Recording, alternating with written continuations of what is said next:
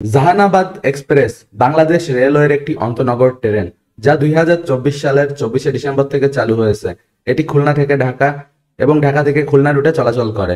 পদ্মা সেতু হয়ে প্রায় 3 ঘন্টা 45 মিনিটে যাত্রা সম্পন্ন করে। সোমবার ছাড়া সপ্তাহের বাকি সব দিন রাত 8টায় ঢাকা রেলওয়ে স্টেশন থেকে ছেড়ে যায় এবং রাত 10:45-এ খুলনা রেলওয়ে স্টেশনে পৌঁছায় এবং সকাল 6টায় খুলনা রেলওয়ে স্টেশন থেকে ছেড়ে যায় ও সকাল 9:45 ঢাকা রেলওয়ে স্টেশনে পৌঁছায়। এই রুটে যাত্রাকালে ট্রেনটি Bhanga junction, Kashiani junction, Lohagara, Narail, Singia junction ও নোয়াপাড়া স্টেশনে যাত্রা বিরতি দিয়ে থাকে। তাছাড়া ঢাকা থেকে খুলনা অথবা খুলনা থেকে ঢাকা নন এসিতে আপনার খরচ পড়বে 450 টাকার মতো এবং এসিতে 850 টাকার মতো ভাড়া আসবে। তো গাইস, আশা করি এই ভিডিওটা থেকে আপনারা জাহানাবাদ এক্সপ্রেস ট্রেনটি সম্পর্কে জানতে পেরেছেন এবং আপনারা যদি এই রুটে চলাচল করেন তাহলে এই ট্রেনটি ব্যবহার করতে পারেন। এই ট্রেনটিতে আমার ভ্রমণ অভিজ্ঞতা যথেষ্ট ভালো ছিল। ভিডিওটিতে লাইক দিতে ভুলবেন না এবং কমেন্ট করে আপনার মতামত জানান। সুস্থ থাকবেন, সুন্দর থাকবেন। Have a nice day, good bye.